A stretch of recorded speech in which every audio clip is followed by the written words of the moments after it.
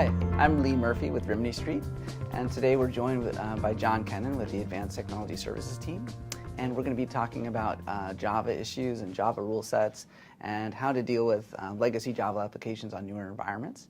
So John, can you kind of give us an intro to this subject? What are the issues that clients are seeing when it comes to these Java conflicts and legacy Java applications and supporting those in newer environments? Sure, and thanks for having me, Lee. With increased security concerns, as we all are hearing about, and like newer desktops, some of the older Java applications are no longer relevant. Some things are being deprecated, and they pose a security concern. Most admins don't even want this stuff running. Unfortunately, there's some legacy apps that users have to use, and they can't get rid of them, so they're kind of stuck between a rock and a hard place there. Right. So you have these. They're dealing with needing to support these legacy applications, but they have security concerns. So Right. what do? So can you tell us a little bit about some of the solutions that we have? In particular Java rule set. How do we help these clients?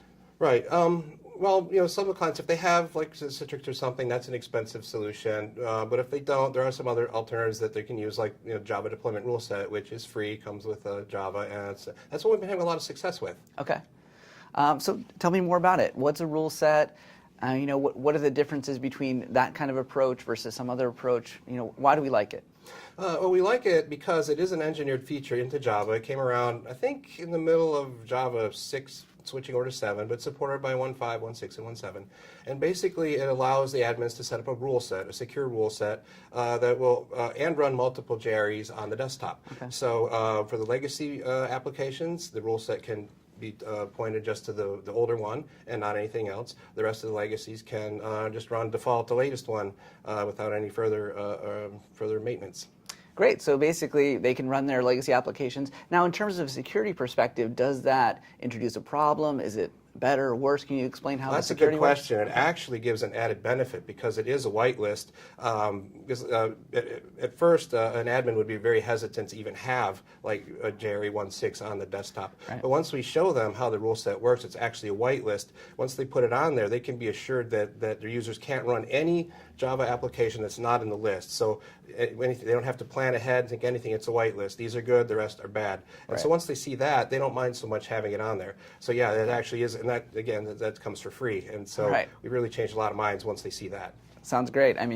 So in terms of the solution, sounds great, security benefit. What are the downsides? What might make this a choice that not everyone would make? Right. Well, it's not really a do-it-yourself for the user on the desktop level. It's not something you can click and download and have it set up. The admin will have to set it up.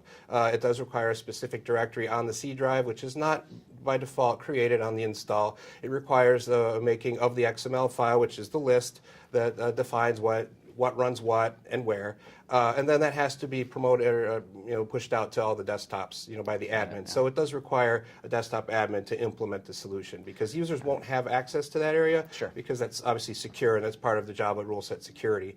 So the users can't modify it or remove it. Excellent. And so I guess working with Rimini Street, it might make it easier to implement this kind of solution. Yeah. Absolutely. Yeah. We have some ready-made documents that we can send that a lot of customers have been able to use and get it done on their own. We're always happy to help come in. We can leverage the experience of our past customers, explain why they like it, even meet management to help convince them this is the way to go. Right. Yeah, it's easy. Just give us a call. Great. Thank you, John. Appreciate it. My pleasure. Thanks for having me, Lee. Yep. And if you want to find out more about the Advanced Technology Services team or you want to engage with the Advanced Technology Services team, existing clients can contact their account manager or you can go to riministreet.com to find out more information. Thanks for joining us.